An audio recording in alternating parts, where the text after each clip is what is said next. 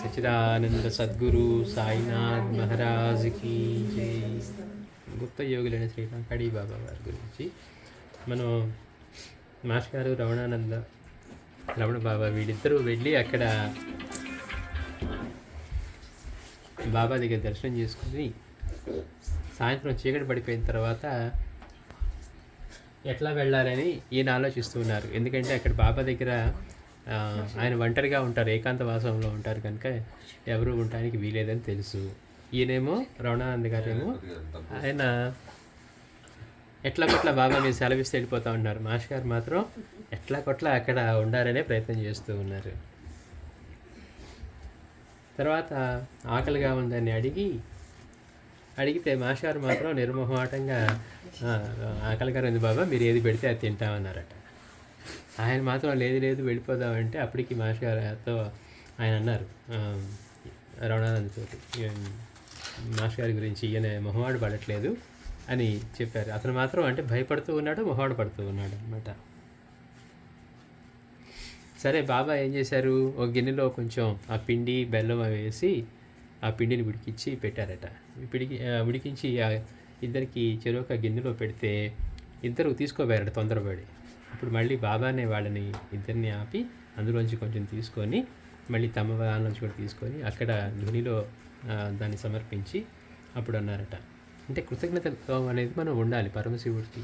ఇప్పుడు మనకి ఆహారం అందించిన పరమేశ్వరుడికి మనం ఎప్పుడు కూడా కృతజ్ఞతతో ఉండాలి. ఏదో మనం సంపాదించుకున్నాం, మనం తినేద్దాం, మనమే వండుకున్నాం, తినే ముందు కనీసం అంటే చూడండి, ప్రకృతిలో మళ్ళీ మాస్టర్ చెప్పిన మాట చెప్పుకుంటే ఎన్ని జీవుల యొక్క సమిష్టి కృషి వలన మనం తింటూ ఉన్నది మన చేతిలోకి వచ్చింది.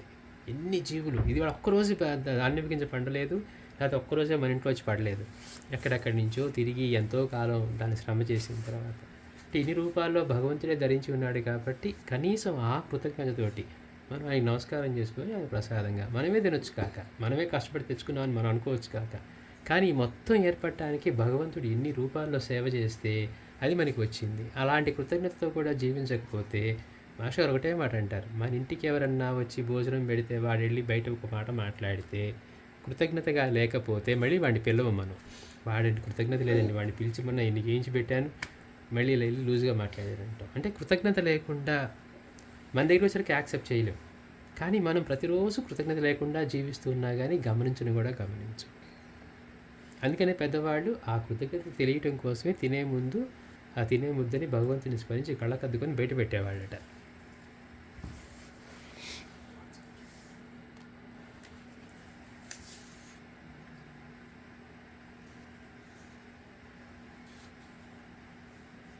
అంటే బాబాకి మాస్టర్ గారికి మధ్య మంచి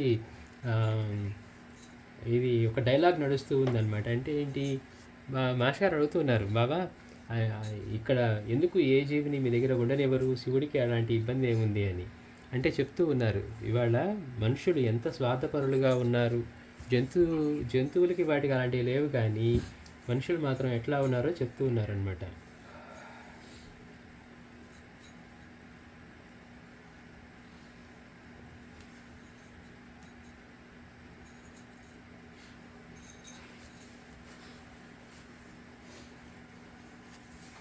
పైగా మాస్టర్ గారు ఏమడుగుతున్నారు ఇన్ని రకడి బాబా వారిని, బాబా మీకు రాత్రిపూట ఒంటరిగా ఇలా అడవిలో ఉంటే రాత్రి సమయాల్లో మీకు భయం వేయదా అని అడిగారట. దానికి బాబా వారు చెప్తున్నారు,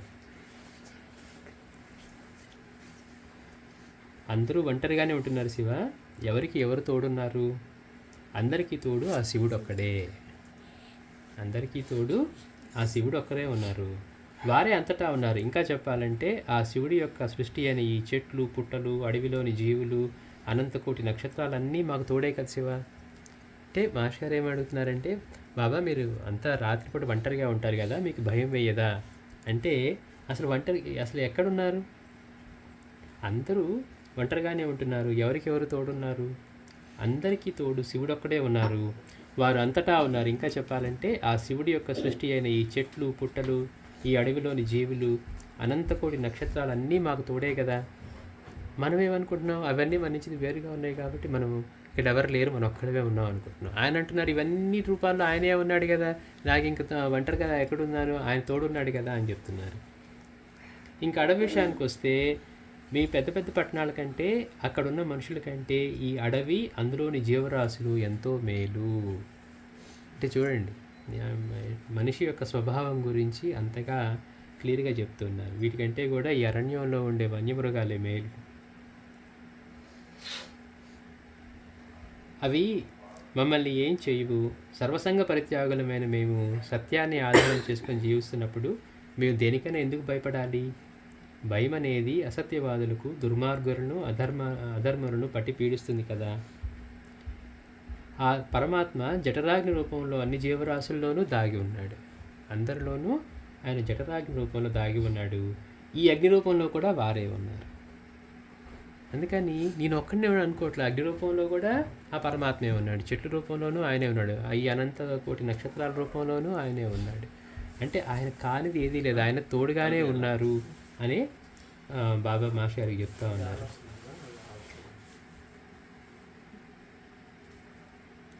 అయితే ఇంకప్పటికే బాగా చీకటి పడిపోయిందట.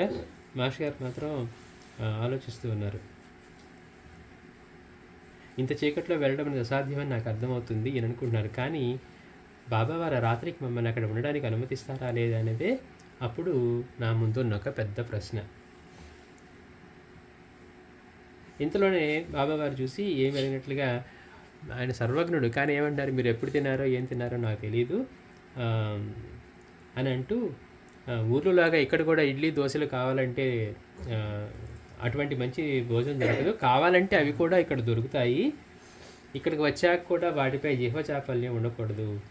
ఆ పరమేశ్వరుడు తమ సృష్టిలోని జీవులకు సమయానికి ఆహారంగా ఏదో ఒకటి పెడతారు. అయితే మనం ఏంటి, ఋషులు చూసుకుంటాం, అయ్యో మాకు అది లేదు ఇది లేదు అని మనం ఆలోచిస్తూ ఉంటాం. పరమేశ్వరుడు సృష్టిలో ప్రతి జీవికి కూడా సమయానికి ఏదో ఒకటి ఆహారంగా పెడతాడట.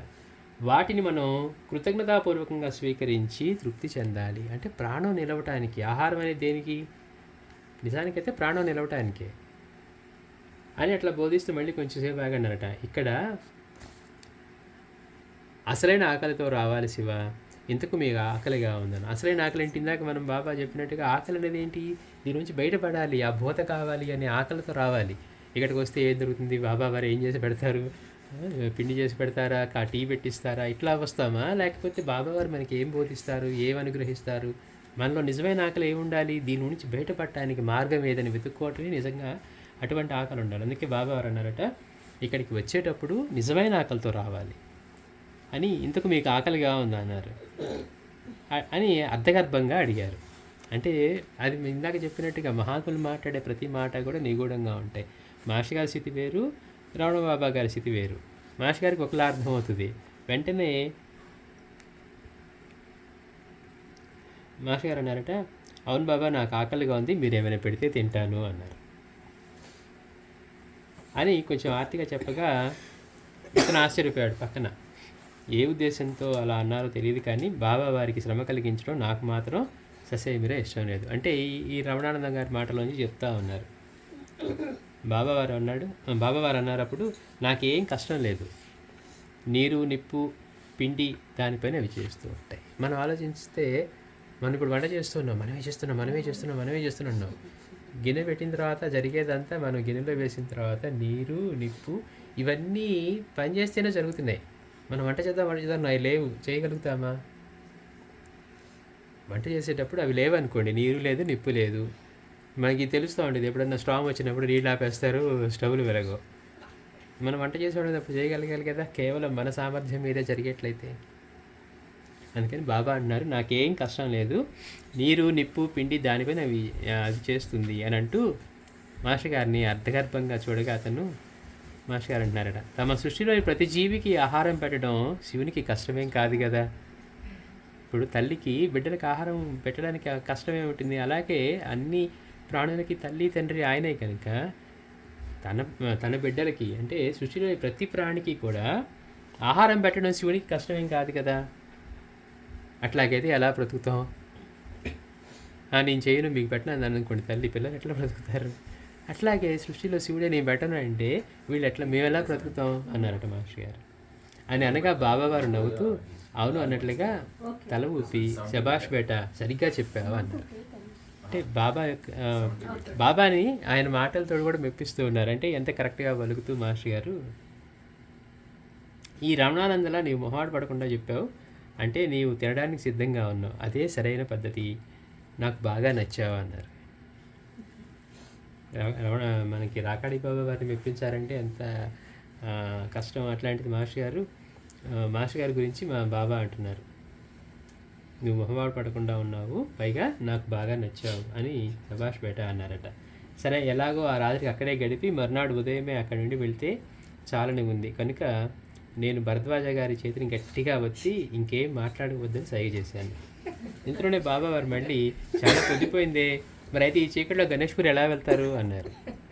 ఎవరిని ఉండనివ్వరు కదా, అందుకని అయ్యో మాటల్లోనే చాలా పొద్దుపోయింది, మీరు గణేష్పూరి మరి ఇప్పుడు ఎలా వెళ్తారు అని అడగగా, బాబా మీరు అనుమతిస్తే ఈ రాత్రికి ఇక్కడే ఎక్కడైనా చదువుకుంటామని చెప్పాను.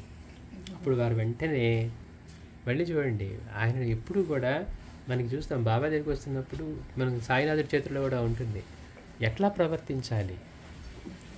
వెళ్తున్నావా అని అడిగితే, కాదు బాబా మీరు అనుమతిస్తే, మీరు వెళ్ళమంటే వెళ్తాను అన్నాడు. అట్లా ఉంటుంది భక్తి. నేను డిసైడ్ చేసుకున్నానని చెప్పి బాబా నేను వెళ్తున్నానని చెప్పాం, మీరు అనుమతిస్తే నేను వెళ్తాను, మీరు వెళ్ళమంటే నేను వెళ్తాను. ఎవరో ఒక భక్తుడు వచ్చాడు అనుకోండి, ఆయన 6 రోజులు ఉండాలని వస్తే బాబా నువ్వు రేపే వెళ్ళు అంటే వెళ్ళిపోవటమే. అట్లా ఇతను అన్నారు, మీకు ఎట్లా కూడా సర్దుకుంటానే బాబా మీరు అనుమతిస్తే అంటే, వెంటనే బాబా గట్టిగా అన్నారట, అంటే ఇక్కడికి రావడం, ఉండటం, వెళ్ళటం అంతా మీ ఇష్టమేనా అంటే, మనమే అనుకుంటున్నాం నేను షిరిడి ప్లాన్ చేసుకున్నానండి, లేకపోతే నేను స్వామీజీ దగ్గరికి వెళ్ళాలని ప్లాన్ చేసుకున్నాను అని మనం అనుకుంటూ ఉన్నాం. ఆయన సంకల్పం లేకపోతే అక్కడికి వెళ్ళటం ఈ జరగటం ఏమి ఉండదు. చాలామంది అంటారు, ఇన్నిసార్లు అనుకున్నానని వెళ్ళలేకపోయాను అంటూ ఉంటారు. వీళ్ళే వెళ్ళటం అయితే వెళ్ళిపోయాలి ఈ పాటికి. అందుకని ఇక్కడికి రావటము, వెళ్ళటము, ఉండటం అంతా మీ ఇష్టమే అనుకుంటున్నారా? పైగా రాత్రిళ్ళు ఇక్కడ అన్యులు ఎవరు ఉండకూడదని మీకు తెలుసు కదా. సరే ఏదేమైనప్పటికీ ఈ సమయంలో మీకు ఏదైనా పెట్టకుండా పంపితే ఆ శివుడు ఊరుకోడు, కనుక ఉన్నదేదో పెడతాను అన్నారట. అది తిని వెళ్తురు కానీ అన్నారు. అప్పటికి పర్మిషన్ ఇవ్వట్లా, ఏదో వండి పెడతాను కామ్గా తిని మీరు అప్పుడు వెళ్తురు కానీ అన్నారట. అని ఆ గిన్నెలో కొంచెం నీళ్లు పోసి కొంత పిండి బెల్లం కూడా వేసి ఆ దునిపై పెట్టారు.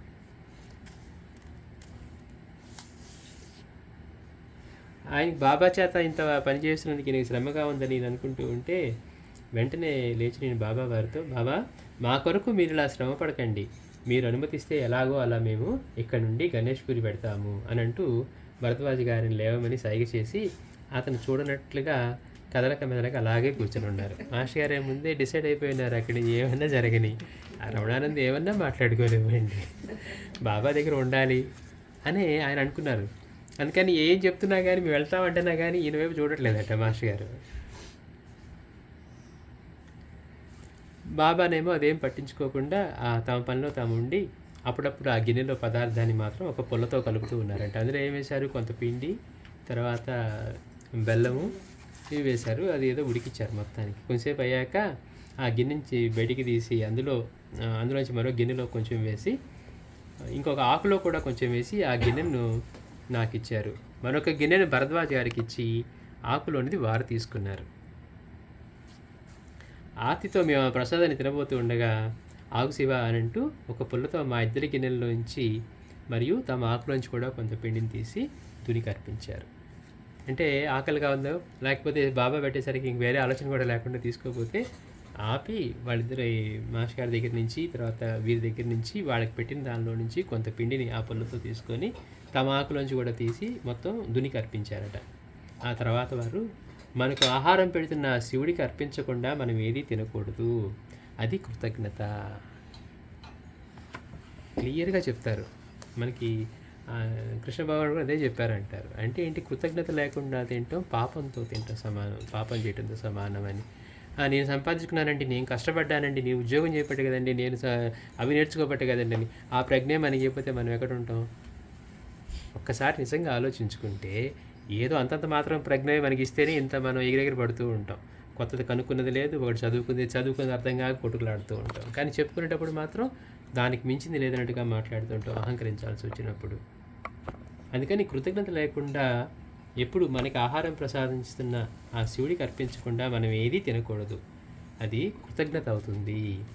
అలానే వారిచే సృష్టించబడిన ఆహారాన్ని వారు అన్ని జీవుల్లో జఠరాగ్ని రూపంలో ఉండి మళ్ళీ ఆహారాన్ని వారే స్వీకరిస్తూ ఉంటారు అని బోధించారు. అంటే మనలో ఉండి దాన్ని స్వీకరించేది, దాన్ని మళ్ళీ మనలో జీర్ణం చేసేది, మనకి ప్రాణశక్తులు ఇచ్చేది కూడా ఆయనే.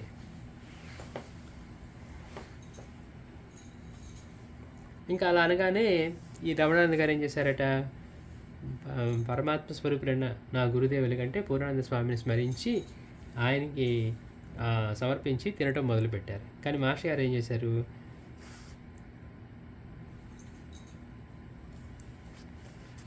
తమ గిన్నెని బాబా వారి ముందుకు జరిపారట స్వీకరించమని. స్వీకరిస్తే వెంటనే బాబావారు సంతోషపడిపోయి అంటే మాస్టర్ గారు ఏ భావంతో ఆ గిన్నెను వారి ముందుకు నెట్టారో చెప్తున్నారు. ఆ శివుడే ఈ సాధువు రూపంలో ఉన్నాడు కనుక మొదట వారికే ఆహారాన్ని సమర్పించాలనే కదా నీ ఉద్దేశం అన్నారు. అంటే రాకాడి బాబా వారు ఆ శివుడే సాక్షాత్ రాకాడి బాబా రూపంలో ఇక్కడ ఉన్నప్పుడు ఆయనకే ఇక్కడ సమర్పించవచ్చు కదా అని మాస్టర్ గారు ఆ గిన్నెని ముందుకు జరిపారట అని మాస్టర్ గారి మనసులోని భావాన్ని ఆ గిన్నె ముందుకు నెట్టినప్పుడు రాకాడి బాబా వారు చెప్తున్నారు. అదే కదా నీ ఉద్దేశం, బాగుంది, అందుకే ఈరోజు నీకు మా ప్రసాదం దొరికింది. అంటే రాకాడి బాబా వారు స్వయంగా వండి ఎందుకు పెడుతున్నారు అంటే వచ్చిన వాడు ఎలాంటి వారు మాస్టర్ గారు, అందుకని అంటే ఏ భావంతో అక్కడ ఉన్నారు, అక్కడ శివుడే ఉన్నారన్న భావంతోనే ఉన్నారు. అందుకే నీకు ఈరోజు మా ప్రసాదం దొరికింది, ఇది అందరికీ లభించదు. అలా ఈ సాధువు ఇక్కడ ఎవరిని ఉండనీయడు కదా, చీకటి కాకముందే వచ్చిన వాడు తిరిగి వెళ్ళిపోవాల్సిందే అని చెప్పగా మళ్ళీ మాస్టర్ గారు అడిగారట, అదేమిటి స్వామి వాళ్ళు ఉంటే మాత్రం మీకేంటి బాధ, మీరు ఏకాంత వాసులు అంతా బాగానే ఉంది, మరి ఈ అడవిలో ఎన్నో జంతువులు ఇవన్నీ ఉన్నాయి కదా, మనుషులు మాత్రం ఎందుకు ఉండకూడదు, వాళ్ళు ఉంటే మీకేంటి బాధ అన్నారట. అంటే బాబా అన్నారు, సాధువులకు కావాల్సింది ఏకాంతతే, అలా సాధువులు ఎప్పుడూ సాధు ధర్మం పాటించవలసిందే, సాధువులు ఎప్పుడు కూడా ఏకాంతంగానే ఉండాలి, ఏకాంతంగా ఉండి వాళ్ళు సాధన చేసుకుంటూ ఉండాలి.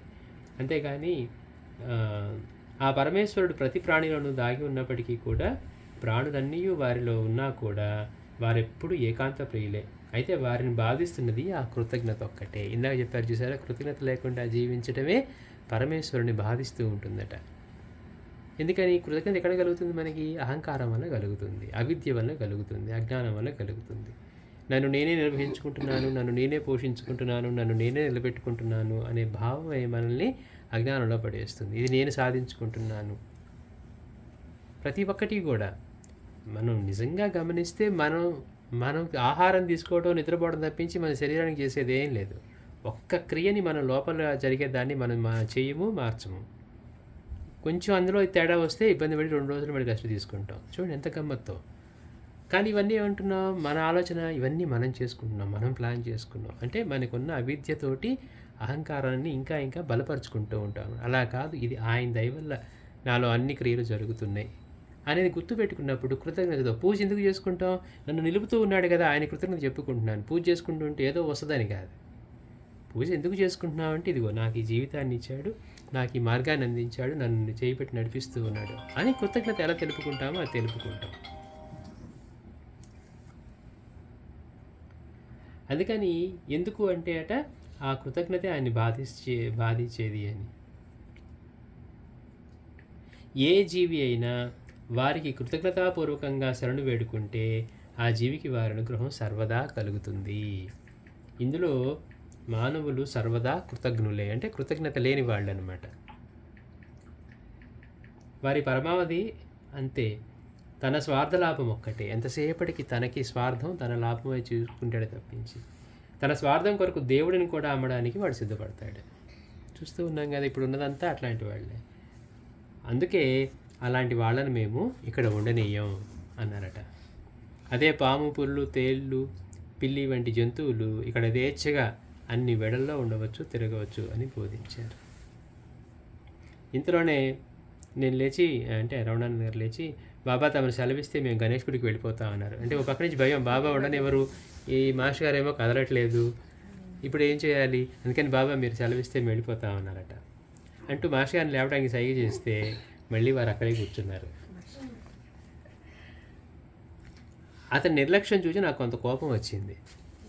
చూడండి, వెంటనే అంటే నేను ఇన్నిసార్లు వెళ్ళిపోదాం చెబుతున్నా కానీ మాస్టర్ గారు కదలట్లేదు, అసలు నా మొహం కూడా చూడట్లేదు, ఆయన తిరిగి ఇటు కూర్చున్నారట. ఎందుకు మళ్ళీ సమాధానం చెప్పాల్సి వస్తుందని. ఇంక కోపం వచ్చేసరికి వెంటనే అసలు రెస్పాండ్ అవ్వట్లేదు ఏంటి మాస్టర్ గారు అని కోపం వచ్చిందంట. వెంటనే బాబా అంటే సర్వజ్ఞత చూడండి, వచ్చే ప్రతి ఆలోచన బయటకి ప్రకటన కాకుండా ఒక మాట అంటే వేరు, ఎక్కడో నేను ఒక మాట అన్నానండి అది బాబా తెలిసింది అది కాదు, నాలో నుంచి ప్రకటన కాని మాటని కూడా అంటే ఈయన భావాన్ని కూడా ఆయన బయట పెడుతూ అన్నారు. వెంటనే శివ మనకు కోపం తగదు, ఎవరి సంస్కారాన్ని బట్టి వారి వ్యవహారాలు కూడా ఉంటాయి. ఇది ఒక్కటి బాగా గుర్తుపెట్టుకోవాలి.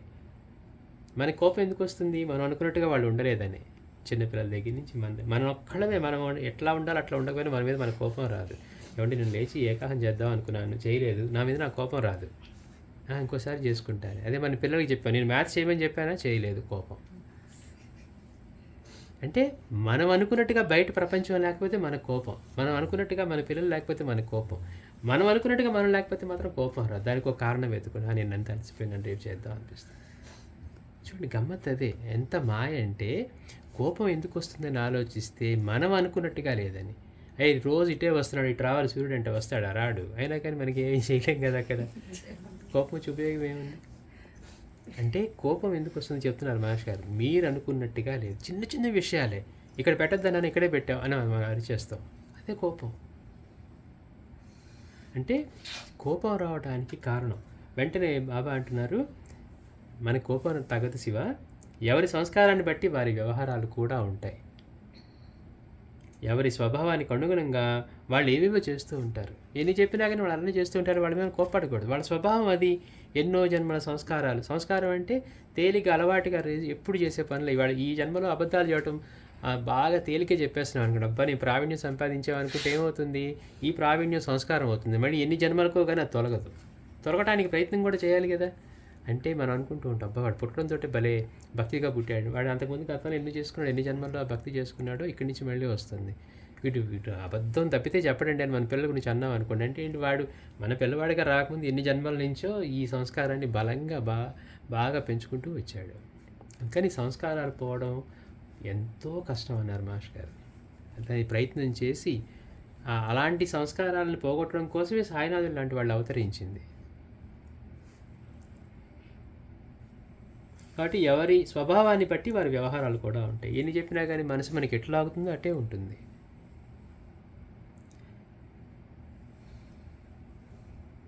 ఎవరి స్వభావానికి వాళ్ళు అనుగుణంగా ఏవేవో చేస్తుంటారు కదా.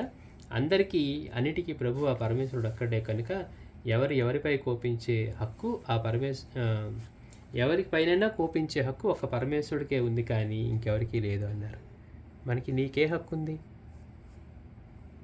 ఎవరి మీదైనా కోపించే హక్కు ఒక పరమేశ్వరుడికే ఉందట. అసలు నీకు ఆ హక్కు ఎక్కడుంది? కానీ మనం ఏమనుకుంటాం, వీడు మా పిల్లలు, భగవంతుడు మన మీద కోపిస్తే వీడు నా పిల్లవాడని. మన పరిస్థితి ఏంటి చూడండి గమ్మత్తు. మన పిల్లల దగ్గరికి వచ్చేసరికి మనం ఏమంటాం, కోపం మనం ప్రదర్శిస్తాం. భగవంతుడు కూడా వీడు నా పిల్లవాడు, వీడు చెప్పినట్టు ఎట్లేదు మన మీద కోపం ప్రవర్తించాడు అనుకోండి, చిన్నది ఆయన కోపించకపోతే మన అనుకున్న జరగకపోతే ఆయన ఏదో నా మీద కోపం పెట్టుకున్నట్టున్నాడు, నేను అనుకున్నవి ఏం జరగట్లేదు అంటాం. అంటే ఒక్కసారి ఆలోచించుకుంటే మన వ్యవహారంలో మనం మాత్రం పక్కనవన్నీ పర్ఫెక్ట్గా ఉండాలనుకుంటున్నాం, ఆయన అనుకున్నట్టుగా మనం ఉండాలని మాత్రం మనం అనుకోమన్నమాట. అందుకని పరమేశ్వరుడికి ఒక్కడే ఉంది, కానీ ఇంకెవరికి లేదు. అన్నీ మనం అనుకున్నట్లుగా జరగాలనుకోవడం తప్పు కదా అని ఒక మందలింపు ధోరణిలో అన్నారు. ఆ తర్వాత వారు చిలును తయారు చేసుకొని ఒకసారి పొగ పీల్చి దునికి అటువైపు తిరిగి కూర్చున్న మా వద్దకు వచ్చి భుజం తడుతూ, మీ పితృదేవుల మరియు గురుదేవుల అనుగ్రహం వలన మీకిక్కడ ఈ రాత్రి గడిపేందుకు అనుమతి కలిగింది అని అంటూ ప్రక్కనున్న శివాలయానికి దారి తీస్తూ మమ్మల్ని కూడా రమ్మని సైగ చేశారు. అంటే ఒక అద్భుతం అక్కడ జరిగిందనమాట. ఎవరికి అనుమతి లభించింది ఆ రోజు రాకాడి బాబా వారి సన్నిధిలో ఉండటానికి. అప్పుడు దాకా ఏమంటున్నారు, గణేష్పురి వెళ్ళిపోవాల్సిందే అంటూ ఉన్నారు. కానీ అప్పుడు బాబావారు వచ్చి మీ గురుదేవుల యొక్క అంటే మీ పితృదేవతలు మరియు గురుదేవుల యొక్క అనుగ్రహం వల్ల మీకు ఈ రాత్రి ఇక్కడ ఉండటానికి అనుమతి లభించింది అని చెప్పి, సరే రండి అని చెప్పి అక్కడ ఉన్న అత్రేశ్వర ఆలయం వైపు తీసుకువెళ్తూ ఉన్నారట. అలా మేము ముగ్గురం కూడా ఆశ్రమానికి కుడివైపు ఉన్న అత్రేశ్వర శివాలయానికి వెళ్ళగా వారు గర్భగుడి నుండి బయట ఒక స్థలం చూపించి, ఇదిగో ఈ రాత్రికి మీరు ఇక్కడే పడుకోండి అని అంటూ అక్కడ ప్రక్కన ఒక గోనెపట్టా తీసుకువచ్చి పరిచారు. రాకాడి బాబా వారే భోజనము ఆయనే వంట చేసి పెట్టారు. తర్వాత వీళ్ళు పండుకోవడానికి కూడా మాస్టర్ గారికను రమణానందకి ఒక గోనెపట్టా తీసుకువచ్చి అక్కడ పరిచారట మందిరంలో. ఆ బయట పరిచి మీరు ఇక్కడే పడుకోండి అని అంటూ అక్కడ ప్రక్కనే ఉన్న ఒక గోనెపట్ట తీసుకొచ్చి పరిచారు. అప్పటికే సమయం సుమారు 10 గంటలు దాటి ఉండొచ్చు. అడవిలో కాబట్టి ఇంకా ఎక్కువ చీకటి పడిపోతుంది. నాకైతే కొన్ని రోజుల నుండి చేసిన దీర్ఘ ప్రయాణాల వలన కలిగే నీరసంతో పాటు నిద్ర కూడా ముంచుకొస్తుంది. రమణానంద్ గారు చెప్తూ ఉన్నారు. అంటే ఆయన అంతకుముందే ఒకసారి వచ్చి వెళ్ళారు కదా, మళ్ళీ 2-3 రోజుల్లోనే మాస్టర్ గారు తీసుకువచ్చారు. ఇక ఆయనకి బాగా నిద్ర ముంచుకొచ్చేసింది. ఎక్కడైనా పడి హాయిగా కాస్త అలా గునుగు తీసే చాలనిపించింది అప్పటి నా పరిస్థితి. నేనందుకు సిద్ధమవుతూ ఉండగా ఉన్నటువంటి బాబావారు, శివ, నాచే ఇలా సేవ చేయించుకున్నందుకు నీవేమీ బాధపడవద్దు. అంటే బాబా చేత ఇంత కష్టపడి చేయించుకుంటున్నాం కదా, ఆయన వండి పెట్టారు, ఆయనే ఈ పట్టా తీసుకొచ్చి వేశారు, ఇవన్నీ ఇట్లా అంటే గురువుకి సేవ చేయాలి కానీ అందులో పరమ గురువు ఆయనకి నుంచి మనం ఆయన దగ్గర నుంచి సర్వీస్ తీసుకుంటున్నాము. నిజానికి చేస్తే అన్నీ ఆయనే కదా చేసేది మనకి. ఆ కృతజ్ఞత లేకపోవడం వల్ల, గుర్తింపు లేకపోవడం వల్ల ఇప్పుడు ప్రత్యేకంగా ఇది కనపడుతూ ఉంది. అందుకని బాబా అంటున్నారు, ఏదో నా చేత ఇలా సేవ చేయించుకున్నందుకు మీరేమీ బాధపడద్దు. రాబోయే కాలంలో నీచే ఎలా సేవ చేయించుకోవాలో ఈ శివునికి తెలుసు అన్నారు. ప్రేమ కలిగి ఉంటే అది ఎంత కష్టమైన పని అయినా కష్టంగా అనిపించదు. చూడండి, మనకి ప్రేమగా ఉంటే ఆ పని చేసేటప్పుడు ఆ కష్టం అనిపించదు. ఎందుకని మనం ప్రేమతో చేస్తున్నాం. ఇష్టం లేకపోతే చిన్న పని చేయరు, వీళ్ళు ఎప్పుడు మనకి చెప్తారు ఈ పని అనిపిస్తుంది. ఎందుకని మనకి ఇష్టం లేదు, ప్రేమ సంగతి తర్వాత ఇష్టమే లేదు. అందుకని చిన్న పని చెప్పినా కానీ ఊరికి స్టవ్ ఆపేసి రండి కానీ కష్టంగానే అనిపిస్తుంది. నేను వెళ్ళాలా, అక్కడ దాకా రావాలా అని. అంటే అక్కడ లేకపోవడం వల్ల మనకు కష్టం అనిపిస్తుంది. అందుకని బాబా అంటున్నారు, ఎప్పుడైనా సరే ప్రేమ కలిగి ఉంటే ఎంత కష్టమైన పని అయినా కానీ కష్టంగా అనిపించదు. అందుకే ఇష్టం ఉంటే కష్టం అనిపించదు అని చెప్పడం అన్నారు బాబా. అయినా కష్టం అనుకొని ఆ పరమేశ్వరునికి సేవ చేయని వాడు ఈ లోకాన్ని ఎలా సేవిస్తాడు అని వారు మనసులో ఏదో పెట్టుకొని చెప్పారు. వారి ఆ మాటల్లో నా అంతరార్థం నాకు సరిగా అర్థం కాకపోయినా వారు ఊరికనే ఏదో చెప్పాలని చెప్పరు. అంటే ఈయనకి అర్థం కాలేదు కానీ సరే ఏదో ఊరికే చెప్పరు, బాబా వారు ఏదో చెప్పారు అనుకున్నారట. మరి ఇప్పుడు ఎందుకు ఇలా చెప్తున్నారు అని కాస్త విస్తుపోయి, అంటే ఆయనేమో మాస్టర్ గారికి చెప్తా ఉన్నారు, రాకాడి బాబావారు. ఈయనేమో నాకు అర్థం కావట్లేదు, బాబావారు ఇలా ఎందుకు చెప్తున్నారు, బాబావారు ఊరకనే చెప్పారు, అసలే మాటలు తక్కువగా మాట్లాడతారు, సరే ఎందుకు చెప్తున్నారులే అని అనుకుంటూ ఉన్నారట. అని కాస్త విస్తుపోయి నేను ఆ గోనెపట్టపై హాయిగా అలా పడుకొని అందుకు పడుకున్న భరద్వాజ గారిని సరిగ్గా పడుకోమన్నాను. అప్పటికే ఆశ్రమానికి నడక ప్రారంభించిన బాబావారు వెంటనే వెనుతిరిగి, శివ, ఈ అనసూయమ్మ ఒడిలో అతనికి నచ్చిన విధంగా అతన్ని ఉండనివ్వు. అంటే మాస్టర్ గారిని తీసుకొచ్చాడు కదా, ఈయన అనుకుంటున్నాడు నాదే కొంచెం పెత్తనం ఉందనుకుంటున్నాడు. మాస్టర్ గారిని నేను రమ్మంటే రావాలి, కూర్చోవాలంటే కూర్చోవాలి, లెగవమంటే లెగవాలి, సరిగ్గా పడుకుంటే పడుకోవాలనుకుంటున్నారు. కానీ ఎక్కడికక్కడ కరెక్ట్ చేస్తూ ఉన్నారు బాబావారు. మాస్టర్ గారిని సరిగ్గా పడుకోమని చెప్తున్నారట. అని చెప్దామని మాస్టర్ గారిని పిలుస్తుంటే వెంటనే బాబావారు అట్లా వెళ్తున్నవారు కాస్త వెనక్కి తిరిగి, అంటే చూడండి మనసులోంచి ప్రకటంగా ప్రతి భావానికి ఆయన స్పందిస్తూ ఉన్నారు. శివ, ఈ అనసూయమ్మ బడిలో అతనికి నచ్చిన విధంగా అతన్ని ఉండనివ్వు. నీకు నచ్చినట్లుగా నీవు ఉండు. ఒకరి స్వేచ్ఛను హరించేందుకు మరొకరికి అధికారం లేదు. పైగా ఈ లోకంలో ఎప్పుడు పట్టుపట్టిన దొంగలా ఒదిగి ఉండటం నేర్చుకో, లేదా ఇందు నుండి బయటపడలేవు. నారదులంతటి వాడే ఆ విష్ణుమాయ నుండి తప్పించుకోలేదు అని అంటూ వెళ్ళడమే ఆలస్యం. నేను కొట్టివేసిన కర్రలా కదలక మెదలక వెంటనే గాఢనిద్రలోకి జారుకున్నాను. ఇంకా బాబావారు అట్లా హెచ్చరించిన తర్వాత ఇంకా రమణ బాబా కూడా ఇంకేం మాట్లాడలేకపోయారు. కామ్గా, అంటే బాగా అలసిపోయి ఉన్నారు కదా, ఇంక అనవసరం అనుకున్నారు, అట్లానే నిద్రపోయారు గాఢ నిద్రలోకి. మర్నాడు తెల్లవారిన సంగతే నాకు తెలియలేదు. ఇంతలోనే భరద్వాజ్ గారు నా భుజం పట్టు కదుపుతూ నన్ను నిద్రలేపారు. ఆ మధ్యకాలంలో ఎన్నడూ నేను ఇంత హాయిగా నిద్రపోయినట్లు నాకు గుర్తులేదు. అంటే మహాత్ముల సన్నిధి ఎలా ఉంటుందంటే ఇక వాళ్ళకి మళ్ళీ వేరే ఆలోచన, వారి సన్నిధే శాంతినిస్తుంది. ఆ సన్నిధిలో ఈయన ఎంత హాయిగా నిద్రపోయారు. ఇప్పుడు స్వామీజీ దగ్గరికి వచ్చి కూడా చిన్న కుటీరంలో అయినా, లేదా బండరాయి మీద పడుకున్నా, నేల మీద పడుకున్నా, ఒక ఇటుకరాయి తల కింద పెట్టుకున్నా కానీ ఆ వచ్చిన భక్తులు ఎట్లా నిద్రపోయేవారట అంటే, ఇంట్లో పట్టుపరుపులు లేకపోతే మంచి కంఫర్ట్గా ఉన్న పరుపు మీద పడుకుంటే కూడా పట్టినంత నిద్ర హాయిగా పట్టేదట. పైగా వీళ్ళు లేచేసరికి స్వామివారు ఏదో కాఫీయో బజ్జీయో చేసి పెట్టేవారట. చూడండి, వాళ్ళ ప్రేమ, వారి సన్నిధి అత్యంత ప్రేమపూర్వకంగా శాంతిపూర్వకంగా ఉంటుంది. అందులో మళ్ళీ ఆయన వీళ్ళ కోసం పొద్దున్నే స్వామివారు చేసి పెట్టేవారట. అసలు ఆశ్చర్యం అనిపిస్తుంది. అట్లా ఈయనకి ఇక్కడ ఈ అడవిలో పడుకున్నా, కింద గోరుపట్ట మీద పడుకున్నా కానీ అసలు ఎంత హాయిగా, ఈ మధ్యకాలం ఇలాంటి నిద్రపోలేదన్నట్టుగా అంత హాయిగా నిద్రపోయాడట.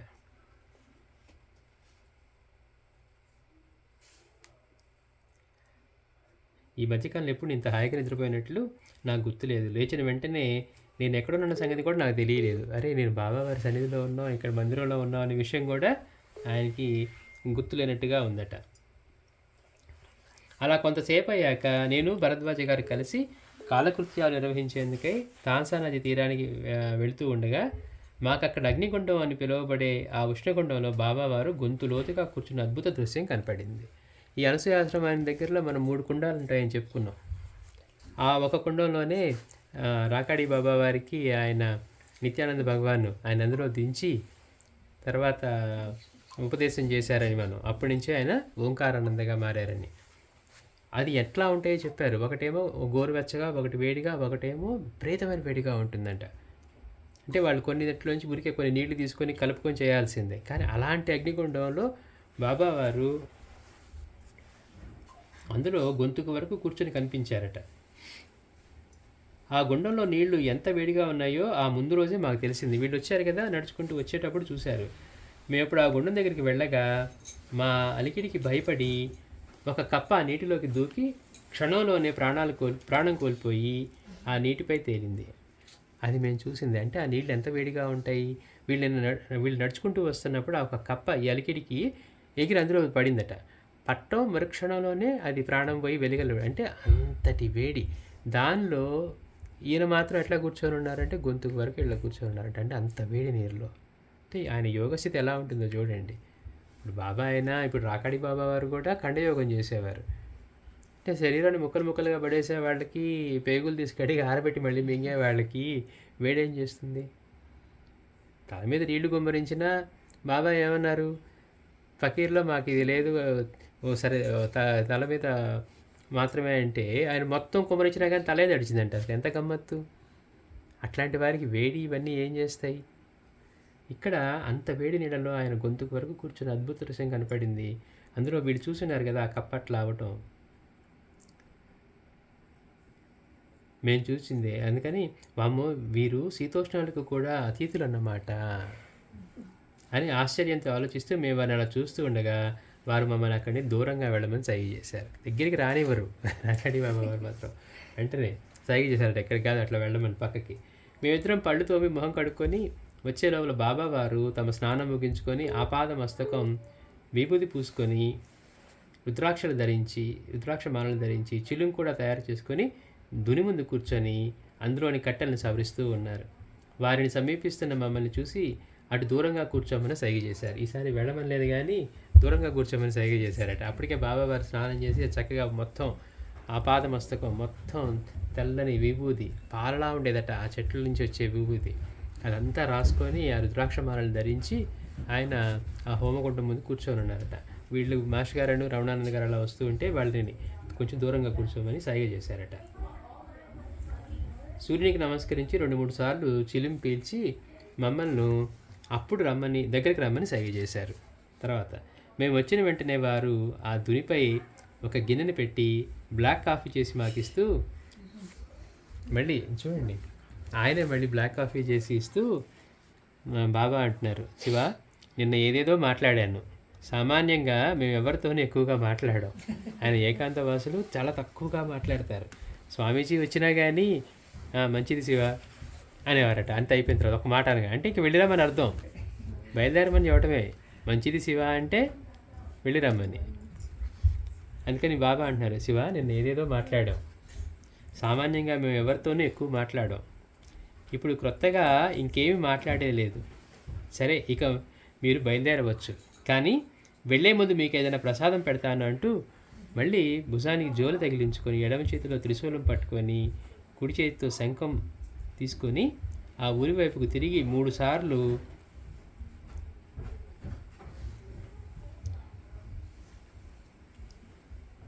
ఆ శంఖాన్ని గట్టిగా గుమ్మని అట్లా పూరించి ఆ ఊరిలోకి వెళ్ళారు. అంటే వారు వస్తున్నారని తెలియజేశారు భిక్షకి. చూడండి ఎంతటి ప్రేమ అంటే, వెళ్ళి వాళ్ళ మళ్ళీ కాఫీ చేసి ఇచ్చి, మీకు నేను ప్రసాదం పెట్టి పంపిస్తాను అని చెప్పి, అట్లా ఆయన ఊర్లోకి వెళ్ళి సుమారు అరగంటలోనే వారు తిరిగి వచ్చి, ఆ జోల్లోని బియ్యము, పప్పు తీసుకొని ఒక గిన్నెలో వేసి, ఇంకేవో కూడా అందులో వేసి, చివరికి కొంత ఉప్పు కూడా వేసి దునిపై పెట్టి, అది ఉడికాక మా ఇద్దరికి పెట్టారు. మళ్ళీ ఆయన బయటికి వెళ్ళి భిక్ష చేసి తీసుకొచ్చి మళ్ళీ స్వయంగా వంట చేసి అది మళ్ళీ ఇద్దరికి పెట్టారట. అతి రుచికరమైన ఆ పులకం గురించి మాటల్లో వివరించడం. రాకాడి బాబు వారు చేసిన, అట్లాగే పూర్ణానంద స్వామి చేసిన అది ఉప్మాను అమృతము, అట్లాగే ఆయన బ్లాక్ కాఫీ చేస్తే కూడా ఇంత మంచి కాఫీ తాగలేదు అనిపించిందట. ఆ పిండి కలిపిస్తే కూడా అట్లానే అనిపించింది, ఇంత అద్భుతంగా ఉందని. ఇప్పుడు అది కూడా ఈ పులగం, నేను పప్పు రైస్ ఇవన్నీ చేశారు కదా, అత్యంత మధురంగా ఉండేసరికి ఆ పులగం గురించి మాటల్లో వివరించలేం. వేడివేడిగా ఉన్న ఆ ప్రసాదాన్ని మేము ఆవురావురమంటూ తింటూ ఉంటే, వారు మాత్రం ప్రేమతో చిరుమందహాసం చేస్తూ మమ్మల్ని అలా చూస్తూ కూర్చున్నారు. మేము తినడం పూర్తయ్యాక వారు, శివ మీరు ఇక్కడికి వచ్చారు, ప్రసాదం తీసుకున్నారు, ఒక రాత్రి కూడా ఇక్కడ గడిపారు, మీకు మా ఆశీస్సులు సదా ఉంటాయి. ఉన్నదానితో తృప్తి చెందేవాడే అసలైన మానవుడు. ఉన్నదానితో తృప్తి చెందేవాడే అసలైన మానవుడు. తృప్తి లేని వారికి ముక్తి కలగదు శివ అన్నారు. తృప్తి లేని వారికి ముక్తి కలగదు. మన ప్రాబ్లం ఎక్కడంటే, మనం బాగానే ఉన్నాం, ఇటు చూస్తాం వాడు మనకంటే బాగున్నాడు, వాడు ఎక్కువ ఇటు చూస్తాం వీడు ఇంకా ఎక్కువ ఉన్నాడు. అరే మనకి ఈ పూట హాయిగా ఉండటానికి ఉంది, తినటానికి ఉంది, దేవుడి దగ్గర కొన్ని మన తరం హాయిగా గడిచిపోతుంది, మన పిల్లలు హాయిగా గడిచిపోతుంది, మనం ఏ రోజు అనుకో. ఇలా చూడటం దగ్గరే మన జీవితం అంతా గడిచిపోతూ ఉంటుంది. అందుకని మనకి ఎన్ని ఉన్నా మనం అందుకే ఎప్పుడు కూడా ఎవరితోనూ పోల్చుకోవాలి అంటే మన జీవితంలోని వాటినే పోల్చుకోవాలంట. 10 ఏళ్ల క్రితం ఎలా ఉన్నాం, ఇప్పుడు ఎలా ఉన్నాం, అంతకుముందు ఎలా ఉన్నాం. చదువుకునే రోజుల్లో మనం ఇక్కడికి వస్తామని ఊహించలేదు.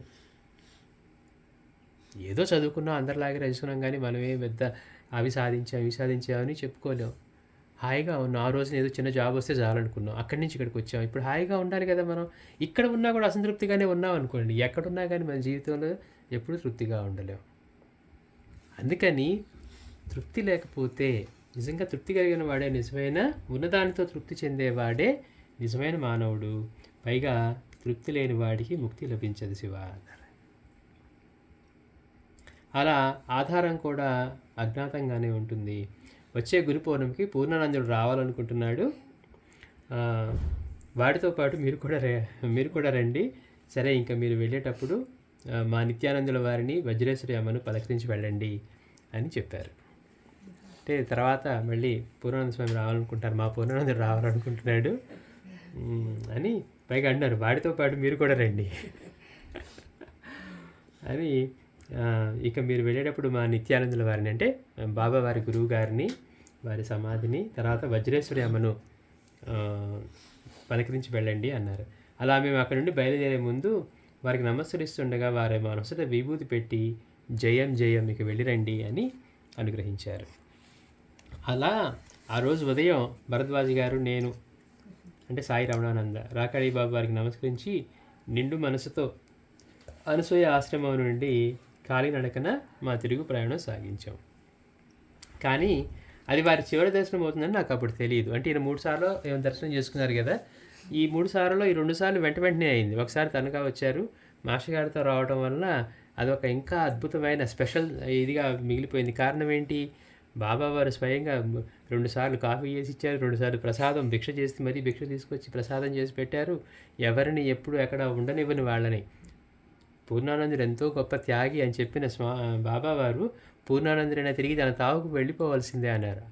అలాంటి మాట అన్న బాబావారు మాస్టర్ గారిని మాత్రం, ఇక్కడ మీ పితృదేవతల యొక్క, గురుదేవుల యొక్క అనుగ్రహం వలన ఈరోజు ఇక్కడ ఉండటానికి మీకు అనుమతి లభించింది అని చేసి వాళ్ళకి మళ్ళీ ఆ ప్రసాదం ఇచ్చి అనుగ్రహించి పంపించారు.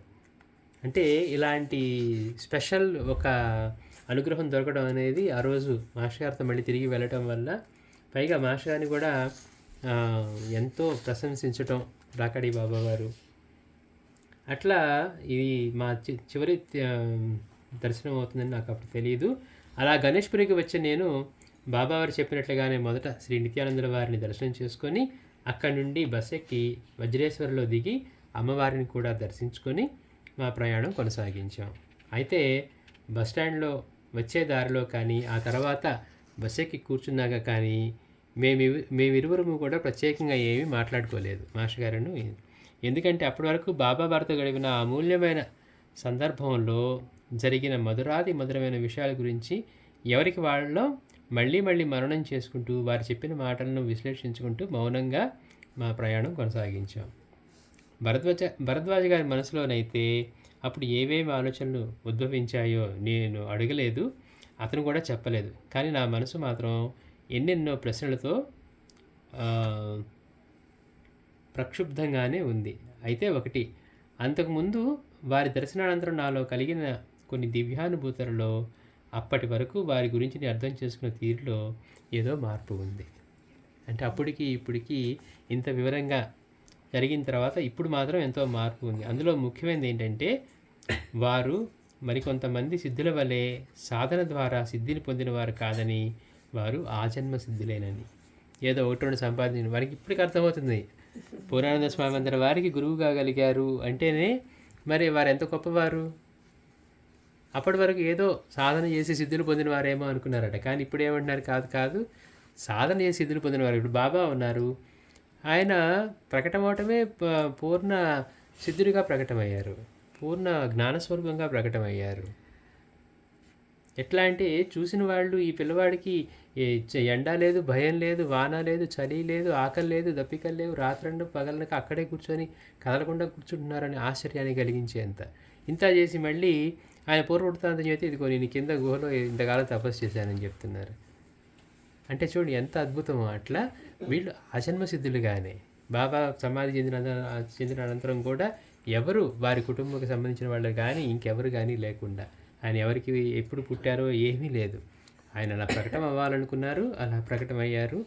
కానీ మళ్ళీ అలా సమాధి చెంది చైతన్య స్వరూపులుగా ఉండాలనుకున్నారు, అట్లానే చేశారనమాట. ఇక్కడ కూడా ఈయన రాకాడి బాబా గురించి అనుకుంటున్నారు. అప్పుడు దర్శనం చేసుకున్న దానికి ఇప్పుడు చేసుకున్న దాంతో వీరిలో ఆ భావాలన్నీ మారి నేను అప్పుడేదో బాబా వారిని సాధన చేసి సిద్ధి పొందిన వారేమో అనుకున్నాను సిద్ధులు, కానీ ఈయన ఆజన్మ సిద్ధుడు. అంటే లోపల నుంచి వ్యక్తం కాని ఆలోచనలు సైతం బయటికి ప్రకటన చేస్తూ ఉన్నారు. అది పూర్ణ జ్ఞానికే సాధ్యం. కనుక ప్రాణులన్నీ వారికి తెరిచిపెట్టిన పుస్తకాలే కాబట్టి ఏ ప్రాణి మనసులోనైనా దూరి దివ్యశక్తి వారిలో ఇమిడి ఉంది.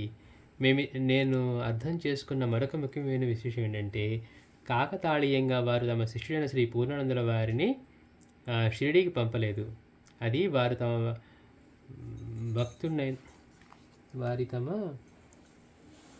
భక్తుడైన నాతో సహా మరందరి భక్తుల క్షేమ ఐశ్వర్యాల కోసం పంపించారు. అంటే ఏంటి, బాబా దగ్గర సెలవు తీసుకొని స్వామీజీ బయలుదేరుతున్నప్పుడు షిరిడీ దర్శనానికి పంపిస్తారు కదా.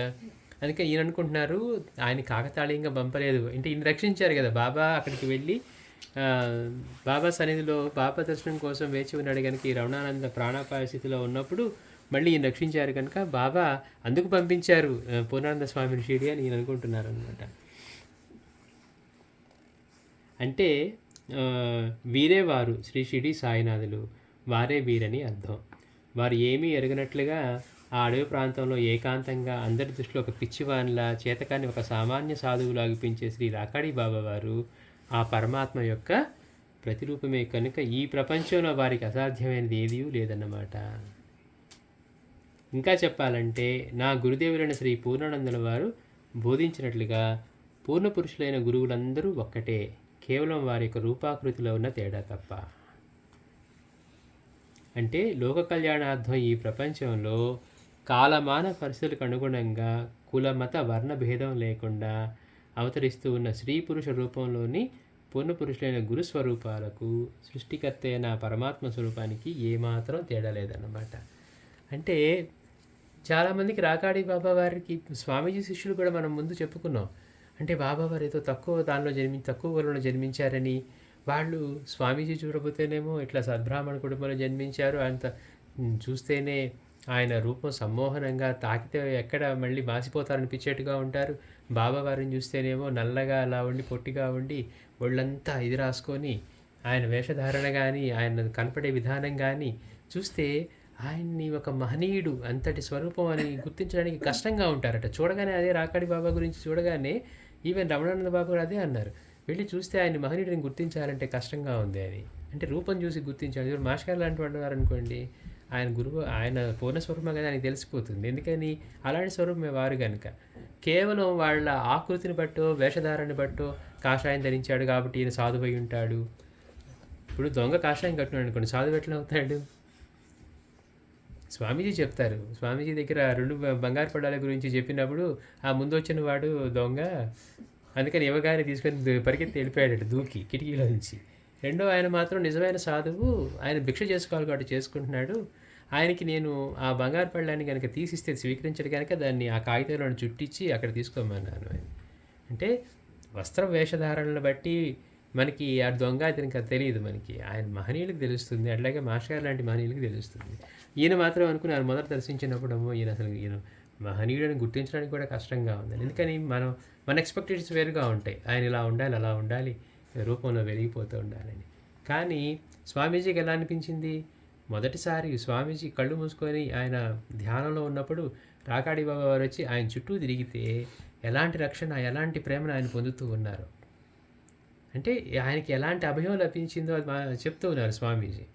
అంటే అలాంటి మహనీయులు గుర్తించాలంటే మనం బాహ్యంగా మనం చూసే చూపుతోటి ఈయనకి సంస్కృతం రాదండి, ఈయన శాస్త్రాలు చదువుకోలేదండి, వాళ్ళు పలికినవి వేదాలు అవుతాయి, వాళ్ళు పలికినవే మనకి ధర్మశాస్త్రాలు అవుతాయి. అంతే తప్పించి వీళ్ళు అది చదువుకోలేదండి, వీళ్ళని మనం స్వీకరించవచ్చా అంటే మనదంతా కూడా బయటికి కనపడే ఈ ఈ విషయాలు వచ్చా లేదా అనేదే. ఇప్పుడు బాబాని చూస్తే ఎవరికైనా అనిపిస్తుందా? సాయినాథుని చూశారనుకోండి, ఈయనకి తెలియని వేదాలు కానీ, ఈయనకి తెలియని విషయం కానీ, ఈ రోజు వరకు సాయినాథుడిలాగా గీతకి ఒక్క శ్లోకానికి చెప్పినటువంటి అర్థం మళ్ళీ ఇప్పటి వరకు ఇంతమంది ఒక్కళ్ళ ధైర్యం కూడా చేయలేదన్నారు మాస్టర్ గారు. బాబాకి ఎలా తెలుసు అంటే ఎవరు చెప్పారు అని తెలియకుండా ఎలా ఉంటుంది? అంటే ఇప్పటి వరకు సాయినాథుడు చెప్పినటువంటి వివరణని ఇంతమంది మహాత్ములు అవతరించి ఇన్ని భాష్యాలు రాశారు, ఇన్ని వ్యాఖ్యానాలు రాశారు, కానీ సాయినాథుడు టచ్ చేసినటువంటి ఆ ఒక్క విషయాన్ని కానీ కనీసం ధైర్యం కూడా చేయలేదన్నారు. అసలు గీతలోని ఒక అక్షరాన్ని కానీ మార్చడానికి కానీ, మార్చి అర్థం చేయడానికి కానీ ధైర్యం కూడా చేయలేదన్నారు. ఎవరికి ఉంటుంది ఆ ధైర్యం? అందుకని అంత అద్భుతంగా, అంటే బాహ్యంగా చూసేవి మనం చూసి మోసపోతూ ఉంటాం. ఎవరో కాని వాళ్ళని చూసి వాళ్ళు అనుకుంటూ ఉంటాం. ఎక్కువ మంది ప్రజలు అలా మోసపోతూ ఉంటారు. నిజమైన మహనీయులు ఇలా ఉంటారు. అంటే ఎవరిని స్మరించి రాకాడి పూర్ణానంద స్వామి సైతం అంత ఆనంద తన్మయత్వంలో ఉండిపోతారు, ఆనంద బాష్పాలు ఆలోచిస్తూ ఉంటారు. అలాంటి మహనీయులు వారు. అందుకని ఈయనకి తర్వాత ఇప్పుడు ఇట్లా అర్థమవుతుంది. అంటే రాకాడి బాబా వారి గురించి, అమ్మో నేను ఆయన ఏదో మొదటి సిద్ధుడు అనుకున్నాను, ఏదో సాధన చేసి పొందాడు అనుకున్నా. కాదు, ఆయన ఆజన్మ సిద్ధుడు. అన్ని ప్రాణుల రూపంలోనే ఆయనే ఉన్నారు. ఇంతమంది మహనీయుల రూపంలో ఇలా ఉన్నది ఒకటే తత్వం అని ఇట్లా అర్థం చేసుకున్నాను. అందరూ కలిసి ఒకే తల్లి బిడ్డల ప్రేమతో మసులుకున్నట్లయితే అందరికీ సర్వదా ఆనందము, ఆత్మశాంతియు, మంగళం కలుగుతుంది. మళ్ళీ వచ్చేవారని చెప్తాను. శ్రీ సచ్చిదానంద సద్గురు సాయినాథ్ మహారాజ్ కీ జై.